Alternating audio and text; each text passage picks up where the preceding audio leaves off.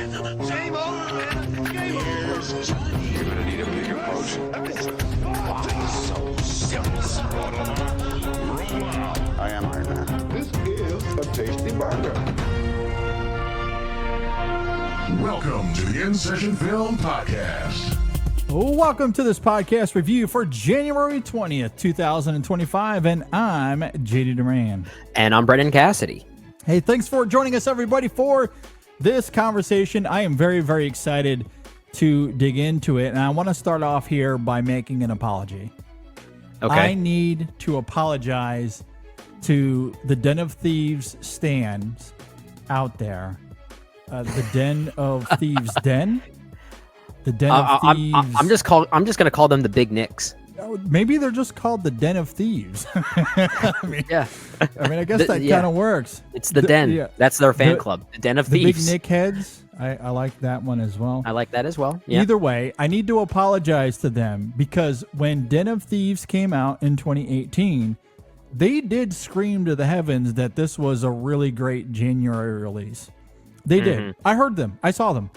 And I ignored them because I'm like, this, this is probably not great. These are the Gerard Butler nut heads that are just, doing their things when it comes to Gerard Butler. And it's just one of those January trash films that comes and goes with no fanfare whatsoever.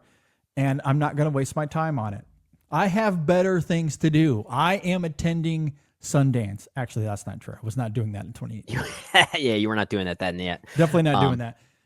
But I ignored them. I ignored all of the warning signs and myopically overlooked the film. I'm just going to have to say, JD, you don't have to keep saying I. You could say we, because I was sort of part of that same narrative. Okay. It took a few years for me to finally catch up with Den of Thieves. I did not see it in 2018 like you did. No, I did not see it in 2018 either. Overlooked it. Fast forward to 2025, 7 years after the fact, and I decided, you know what? Now is the time. I'm going to watch Den of Thieves because Den of Thieves 2, Pantera, is coming to theaters. That might be the first film in the 2025 campaign that I go and see. That was my plan after doing the award show last week. So I decided to watch Den of Thieves from 2018, and I was freaking blown away how good that film is. That movie rules. It is so good. I enjoyed the hell out of it. I did not expect that film to relish in its convictions. It is an incredible mishmash of Heat and Ocean's 11. Oh yeah, it's kind of a low rent version of it, but it kind of rocks. The movie very much rocks. Like, it has those, that elaborate procedural heist thing of like an Ocean's 11, but with the machismo and the brooding tones that come with something like Michael Mann's Heat, like that kind of crime dynamic, all within the grime and dirty pockets of LA, which I thought was great. Like it truly is. It's a extremely well crafted. Too. Yeah, it was funny. I was watching the film and I ended up texting Brendan part of the way through the film. I'm like, why does this have way better cinematography than Wicked? I was like, I was stunned by how well shot it was. What did I reply with? It was made for less money. Something like that. But I was like, man, this looks like the craft of that film is genuinely really, really good. It's sharply told. The performances are really great. Again, I have to apologize to the Gerard Butler stands. You guys were right. And I really like him a lot generally as an actor as well. I'm being a little facetious here, but man, I like him a lot. He was born to play that role as Big Nick. I think he found his franchise if he was ever looking for one. Between this and, of course, we'll talk about this with Den of Thieves too. But yeah, that first Den of Thieves is quite good. I guess Gerard Butler has become the king of January in many ways because he's had a few other films outside of just these Den of Thieves films that people kind of went for. I didn't see Plane from, what was that, last year or maybe 2 years ago? But I know I did see that one. I like that one a lot too. Okay, see, there you good. go. That proves my point. Mhm. I didn't see that one either, but I guess, given how long it took me to see Den of Thieves, I shouldn't wait on these movies anymore. Yeah. Apparently, he's found something here. I will say something like Plane is a little bit more of that conventional January trash, but good trash, delicious trash that I very much did enjoy. Den of Thieves might This be is a not little trash. bit. No, Yeah, this is I was gonna say, sophisticated by comparison. I completely agree. You just stole the words right out of my mouth. If it is trash, and I don't think it is, but if it is, it's elevated trash. I was just going to say elevated trash. Is that the one time we could use the word elevated, not beat ourselves for it? Yeah, exactly. I mean, it really is. There is a more sophistication to it. It is stylish. It's like, we'll talk a little bit more about Christian Gudegast and his direction here with Den of Thieves 2, but with that first Den of Thieves, you can really sense a passion and a respect and a real knowledge for stylish heist dramas, crime dramas. Like he really knows that type of film very, very well. It comes through wonderfully in that movie. The characters aren't just caricatures. They're not stock characters. There's real meat to the bone on that film. They kind of feel like real criminals in a way. I don't know if I would call them the most interesting characters in a movie like this, and that's actually a praise for the movie, is that there is something weirdly grounded about it.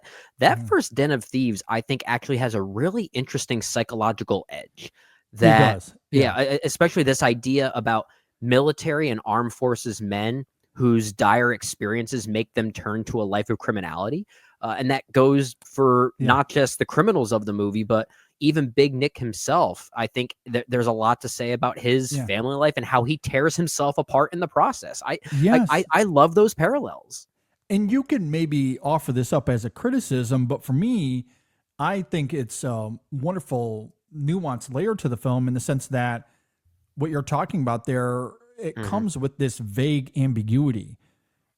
There's this mystery around Big Nick. We don't really know where he comes from, but you do sense through the performance and the writing of the character that he did go through something to become that person that he is in that film.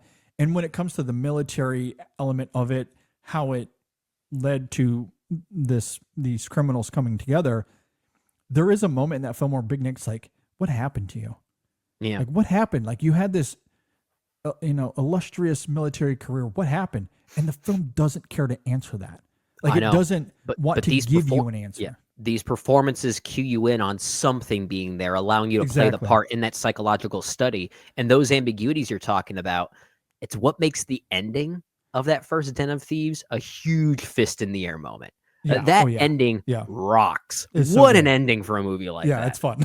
Yeah, it's great. It's really, really good. So, I watched that for the first time a week ago, fell in love with it, totally a Den of Thieves head now, or whatever we're going to call ourselves. So I went into Den of Thieves 2 really excited. Really excited. Same. So with that laid out, let's go ahead and dive into this. Den of Thieves 2 Pantera is once again written and directed by Christian Gudegast. It stars the one and only Gerard Butler. O'Shea Jackson Jr. is back once again as Donnie. The supporting cast around those two, though, completely new. We have Evan Amon, Salvatore Esposito, Meadow Williams, and a slew of others that come and go throughout the film. If you're not familiar with this film, Big Nick is back on the hunt. What a synopsis. I love that. Europe. And closing in on Donnie, who is embroiled in the treacherous world of diamond thieves and the infamous Panther Mafia as they plot a massive heist of the world's largest diamond exchange. So what's also interesting about that, as you may or may not know, I'm sure many of you listening are aware of this, but in case you are not, the heist in this film is inspired by a real life heist from 2003. Yeah. That did happen at this diamond exchange. And for reasons we'll get into, they did their homework. Christian did his homework. It's pretty elaborate. Pretty elaborate. Yeah, for sure. We'll talk about it. Brendan, what did you think about Den of Thieves 2 Pantera? Well, I think it's interesting given the response for this film when compared to Den of Thieves 1, which, as you noted, that movie developed a fan base pretty quickly. But you may not know that it did for those of us that live in the film critic sphere, and we tend to very wrongfully most of the time latch on to, let's say, meta scores on Metacritic, for instance. That first Den of Thieves, I think, is sitting at like a 49% on Metacritic. Boo. Well, I mean, I agree. I think it's way better than that, but it does make me wonder if maybe the response at that time was, misjudging it as just another January movie, right? Yeah. It's hard to say a movie could easily be so reevaluated in only 7 years, but I think Den of Thieves is one of those movies that's very ripe for that type of reanalysis, given that it's certainly more than just a January movie. Yeah. And Den of Thieves 2 knows it, and I think the people now know it. The response for this one has overall been better than its predecessor, and I think a lot of that is maybe reactionary because of how strong that reputation has built over the years. So people are starting to recognize that these movies are actually kind of good, right? Yeah. And in a way, by saying that the reviews for Den of Thieves 2 might be a bit reactionary, that might sound like a backhanded compliment, and it's mostly not, but in a way it is. I do really like this movie. I do like the first one more. I'll simply say that. I don't think this one is quite as strong as its predecessor. I think if anything, it's very much focused on the procedural side of things in planning this heist, which I do really like that this film and Christian as a director chose to deviate this movie from its predecessor stylistically. It does feel like a very different movie. It's very much more focused on being a heist film than it is being an action film. So I do really appreciate that. I'm not sure if the mechanics in planning the heist are nearly as interesting as I would have liked them to be. Sometimes they feel more like plot mechanics than they do heist mechanics, if that makes sense. But I do like how this one positions itself in a completely new setting. This is very much a European set movie, as you talked about. The dynamic between Big Nick and Donnie is really fun to watch. We'll have more thoughts on that during this conversation, I'm sure. And really what this movie does get right is the heist. The back half of this movie especially is really well handled. It's very tense. It's very thrilling. And it's where the pieces do come together. So I am on board for a Den of Thieves 3. I absolutely am. Gerard Butler has apparently already promised that it will happen and it won't take 7 years to make this time. And I'm curious to see where it goes. Maybe we'll have to get into some spoilers by the end, just given where this film ends and how it could lead to a Den of Thieves 3. I'm not sure if we need to, but it might be fun to talk about in more detail. But I do really like this movie. Certainly better than whatever January fare that Gerard Butler is typically associated with. Yeah, I really enjoyed this a lot. The first film, as we noted a moment ago, was this mashup of Heat and Ocean's 11, which came with a grungy mood and aesthetic as it navigated those industrial pockets of LA. Yeah. And I love that because this shifts from LA to Europe, its writing and style choices are swayed to something else entirely, which appropriately is a lot of what Ocean's 12 did. This is a little bit slicker, I guess you can say. Yeah, this is less cops and robbers, although that's obviously a part of it still. But it's more of an old school buddy vacation movie with a European neo-noir flair to it. Big Nick is more akin to Colin Farrell in Miami Vice than he is the previous version of himself, which I really kind of love. Sure. He's straight up having an identity crisis. And the quote-unquote twist of this film is that we don't know who he wants to be or what his motives are at any given time. And how that merges with Donnie's plans and vision for pulling off this diamond heist is incredibly captivating. There's some really smart writing here that cleverly finds a balance between character and detailing the specifics of the heist. There's a scene between Big Nick and Donnie as they walk away from this club. They're high on ecstasy, talking about their past and how it's led them to where they are, that is really, really great. And partially, I think what I love about it is it does expand a little bit of the lore of this world we talked about in the opening before we started the official review here, how there's a vagueness to that first Den of Thieves. And while the film isn't explicitly hand-holding here, I do love that moment because emotionally it does pull the curtain back a little bit in a way that I think is wonderfully grounded and poignant. I love that there are no flashbacks. There's no gimmick here to enhance or manipulate the emotion. All it is writing and performance, simple framing, shot, reverse shot, letting the actors act and letting the writing come to the forefront and letting us into the psychology of these characters a little bit more without overdoing it. It's a really, really great moment. There's a lot of nuance to that scene. And I think it's just as compelling as the heist itself, which, to your point, Brendan, is worth the price of admission to this movie. The execution of the heist is awesome. It is straight up great filmmaking. The precision of it, the urgency of it, the tension and suspense, it is absolutely thrilling. I love how all of that plays out. It's great. And I'm sure we'll talk more about it as this conversation goes. I do agree with you. It's overall not quite as clean or sharp as the first Den of Thieves, as this film also involves the Italian mafia and another rival gang that becomes There's a lot of moving involved. pieces in this one. Yeah. Yeah, and I think as a result, it's a little bit more uneven. But on the whole, it's still very, very good.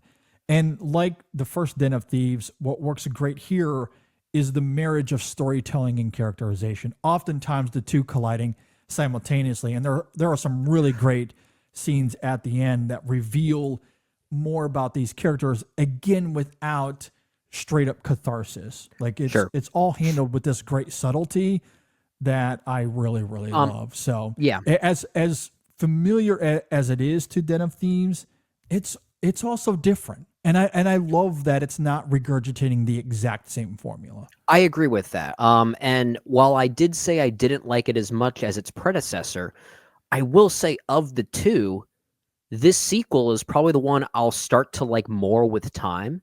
And what I mean by that is what made Den of Thieves so good, that first one from 2018, is that it had this element of surprise to it, especially given that ending, right? There was this buildup that some shoe was about to drop at some point. And then we get it. And it's a really surprising and fun kind of moment that certainly adds to the film narratively and emotionally. I think it all feels of a piece with each other. And Den of Thieves 2, it doesn't quite have that element of surprise, primarily because the first film already did it so well. So Christian, as a director, seems to know that. And he prioritizes this as more of an emotional journey. A performative form of catharsis, as you're talking about. That dynamic between Big Nick and Donnie really is crucial to this movie working, and I think I'll learn to like the movie more as I think about it further, as I revisit it. And of course I'm going to revisit this. This movie was so much fun to watch. I have a very big interest to revisit this one pretty soon, honestly. But I think I might find more emotional nuances within this one that allow the film to, I guess, surpass that level of surprise that the first one had. And it's playing a very different game in that regard. Because you make a great point that there is this uncertainty with Big Nick and how he's almost playing, I don't want to say two sides, but you don't really know where his allegiances lie. And for those who have seen the first film, if you're expecting some type of shoe to drop in Den of Thieves 2, it kind of does, and it's the one you're expecting. So I wouldn't call that a surprise, honestly. I agree. Where the film works is how it's able to churn out some type of emotional reasoning around that shoe dropping and why a character chose to make that particular choice as opposed to just the what of it. So if anything, Den of Thieves is more of the what, this is more of the why. And I love that complementary angle between the two of them. And that's it. I think the characterization of this film, specifically the emotional arcs of this film, is surprisingly really, really good. Maybe the centerpiece, the nucleus of the film. I was emotionally invested in these characters. I do think the camaraderie between Donnie and Big Nick is quite magnetic. And by joining up in this heist, and that's not really a spoiler, they give that away. That's part of the premise of this film, is that Big Nick joins up with Donnie to do this heist. And as a result, they help each other get closure out of what they're seeking. And what's fascinating about that specific dynamic here is that Big Nick is looking to reassert his values, how he sees himself as this person who has committed himself to this specific profession. And he doesn't call himself a police officer. The term that he uses throughout this film is hunter. Yeah. I've chosen this career of being a hunter. And as we saw in the first film, that is reiterated in that opening scene with Nick, where he has the divorce papers in his mouth as he's going to the restroom there, which I think is a really great visual. I love that. It is a reminder that his profession as this hunter, it has ruined his personal life. And as a result, he is deeply committed to getting Donnie because of that conviction. I have committed my life to this. I was very good at it. This is the one that got away. I have to get him. And at the same time, because of what we learn about Donnie, which, going back to that scene I noted in my opening thoughts about him opening up to Big Nick and why he decided to become this thief, it's not about getting the goods. It is much deeper than that for Donnie. Yeah. Because of how he grew up and the sacrifices that his mother it's about knowing that he can get out. It's about knowing that he can get out and that he's the best at it. Yeah. That he can circum expectations of what people think that he is capable of. That cat and mouse game, the emotional cat and mouse game between those two, I think is really great. So when Big Nick shows up, surprises Donnie, and decides that he's going to become involved, the film treats that with this vagueness as to the sincerity from Big Nick. Is he really on the hunt here? Or because of his profession falling out, is this a real transition for him? Is he trying to figure something out? I mean, he's having a real identity crisis. Yeah. At least that's how it feels. It's how it feels. And I will say, I think the answer to the what of that question is not really a surprise. I think it's easy to decipher what's really happening. It's more so the relatability between these two characters and how they choose to trust each other in the process, regardless of what that outcome is. This movie had a huge hurdle to overcome. And that is, if Big Nick is going to join up in this heist and join forces with Donnie, after the experiences of that first film, Donnie has no business trusting Big Nick. No. None whatsoever. So the movie has to do a lot of work in making us believe that Donnie believes Big Nick is okay. And I think it does. I think it does. I absolutely agree. Yeah. And that's why I called it the twist. I mean, there are real narrative turns in the final act of the film that I won't give away. But the real magic trick of this film, to your point, is making us believe that Big Nick is on this hunt potentially, but maybe he is navigating a different life because of how his life and career, his personal life and career, has become ruined. And you do believe that maybe he is wanting to try this, and Donnie believes it. And the film gives credence to that. So there's a lot of what if as it relates to Big Nick and what his motives are. Is this something that he's doing genuinely? Is it all part of the hunt? We really don't know until the end.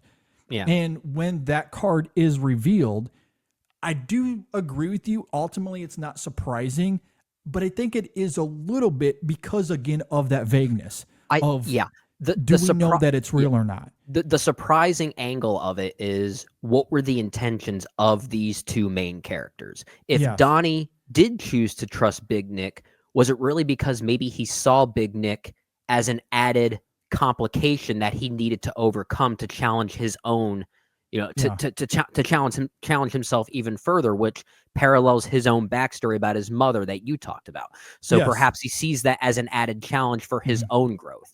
If anything, what this movie reminded me of the most, and I know a lot of people have made comparisons to a movie like Ronin, the 1997 movie Ronin, and I could certainly see that, but I was thinking a lot more of the Richard Connell short story, The Most Dangerous Game from 1924, which is a story that's all about man hunting man because man is man's greatest weapon, right? Or man's greatest threat, essentially. Sure. So that's the biggest challenge. It's about the hunt itself. It's about the challenge of the hunt and not what you receive from said hunt.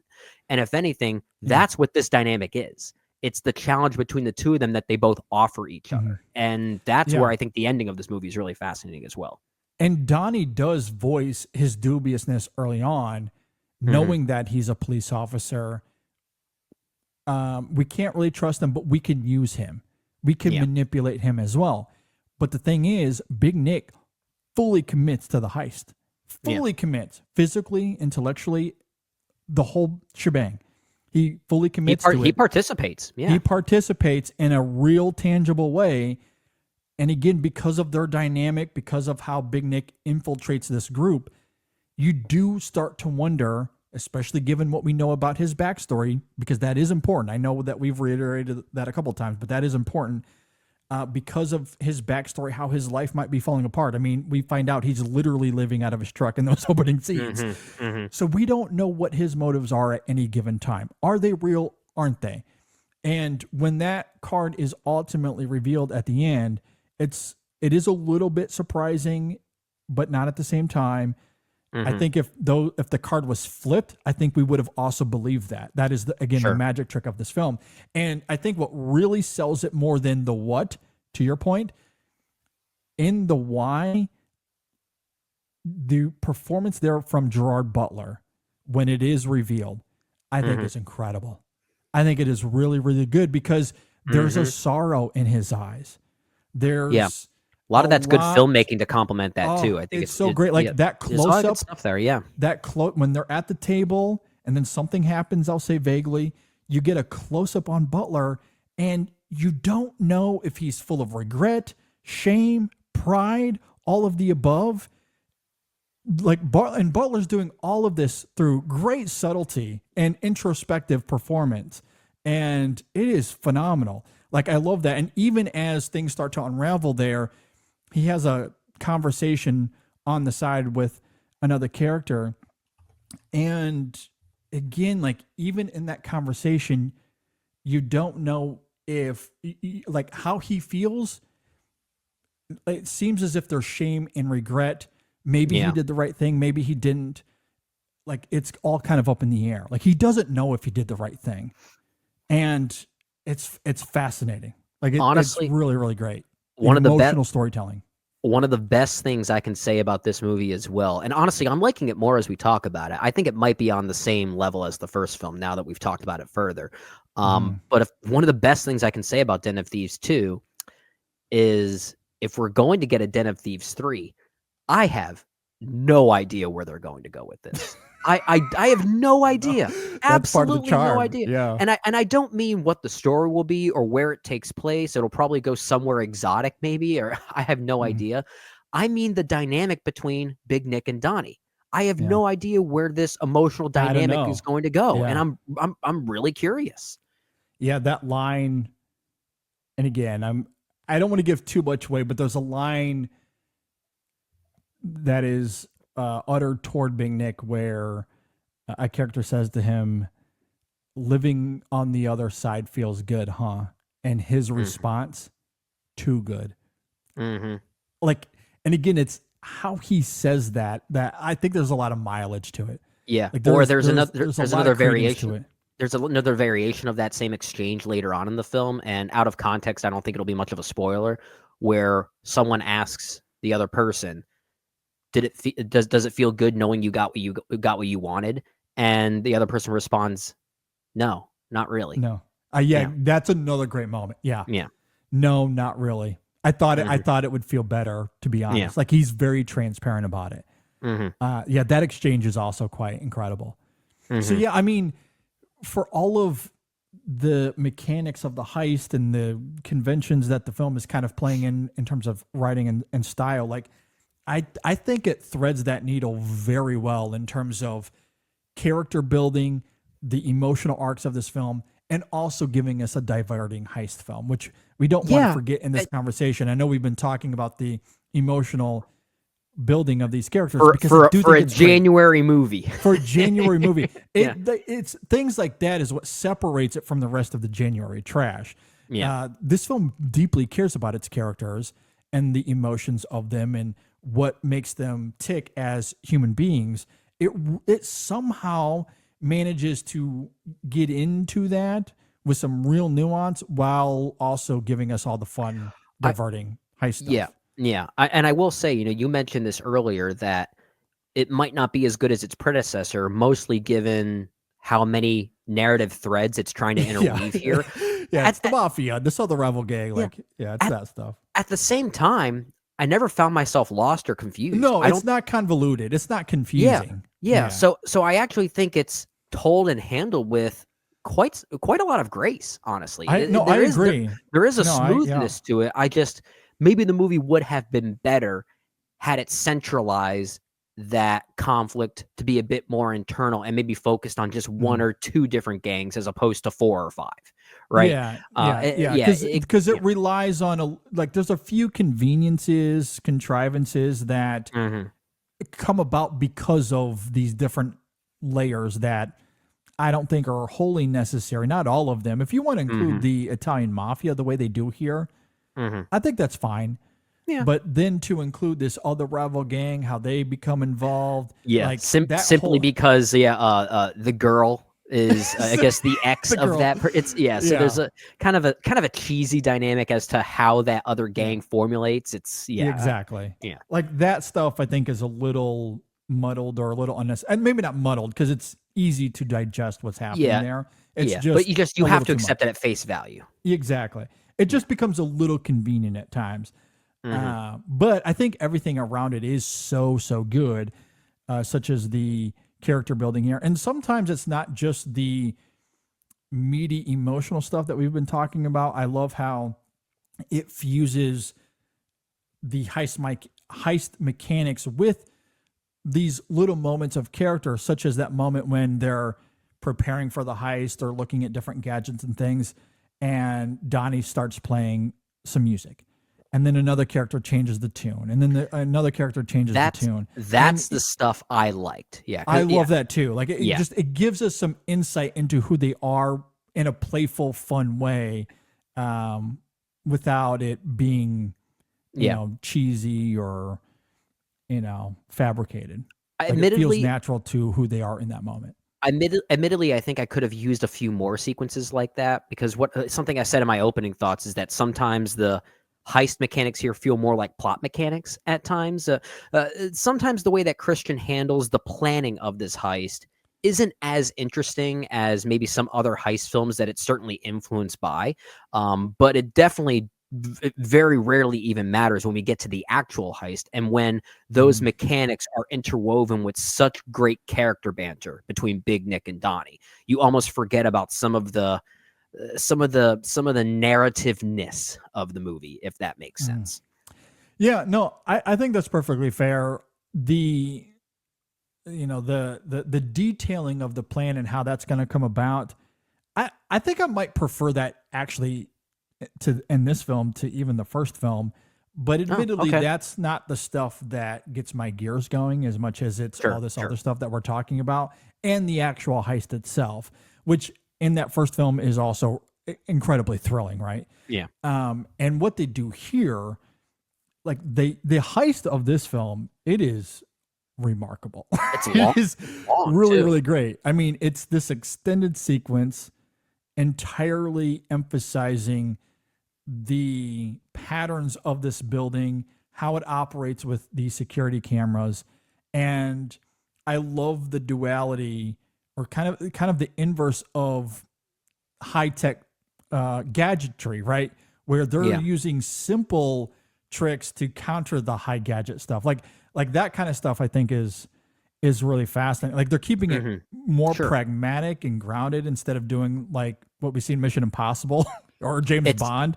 It's something like that. it's certainly not Fast Five or Yeah, anything like that. Yeah. No, not at all. Like it's these little things. It's lighting, reflective illusions, things like that. And they have to time out the sequences of the building like to the second. And how that comes about in the execution of the heist is phenomenal. Like it's really, really great. And again, not something you would expect out of a January dump of a movie. It's pretty exquisite, honestly. It's Very. very delicately and richly handled. It's not something you expect for something like this. It's way more sophisticated. It's certainly more artful, and it knows it. I am excited for Den of Thieves 3. I hope we get it. I hope we get one. I hope we do too, because I've really liked these films a lot. Yeah, and I think they've done a really great job of building out the dynamic of these characters, making it really fun. And I'm with you. I think the more we've talked about it, I think I've gotten even higher on this film. Honestly, like I didn't log it on Letterboxd yet. I was feeling a 3.5 out of 5 before going into this conversation. I'm kind of feeling a 4 now. Honestly, I am too. I think I'm going to bump up my score a little bit. This is a very good movie. I think we have a good series here. Gerard Butler has his franchise. Yeah, and his like performatively, man, he's really, really good again. Like really, really good. Yeah, I loved his performance, and surprisingly, there's a lot of subtlety for all of the machismo that he demonstrates externally. And I don't know if we get as much of it here because this is a man that is, again, he's starting to succumb from all of the stuff that we saw from the first film. The divorce is now finalized. We find out that he only sees his daughters on birthdays and Christmas. So he is a bit more vulnerable here, which again plays perfectly into that identity crisis that he has and how that plays into the heist. Is it real or is it not? Is he genuine with Donnie or is he hunting him the entire time? We don't really know. Like all of that is just so wonderful in Gerard Butler's performance. Like he plays that perfectly.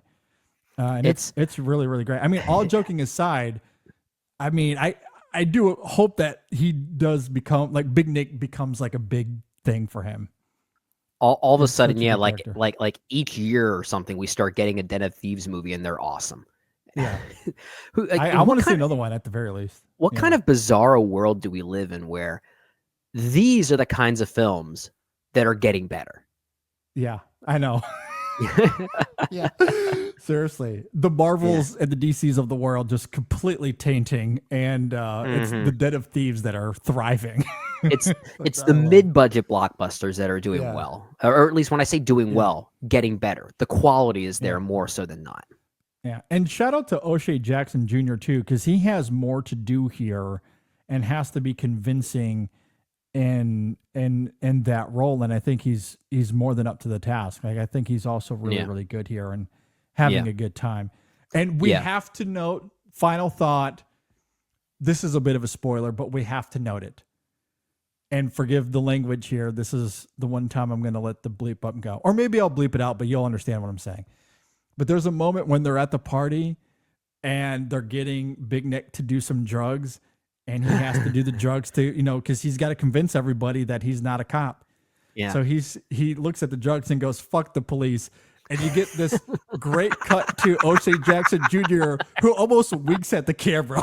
Like, it is so good. Oh, his facial expression is absolutely a wink at the camera. Yes. It's absolutely a wink at the camera. It might as well have been a wink. Like, and I love that. Like, that kind of brazen filmmaking, perfect. It's and so good. we don't even have to explain it. If you know, you know.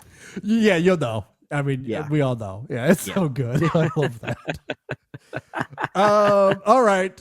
With all of that said, I love Den of Thieves 2. I urge everyone to go and check it out. It's really good.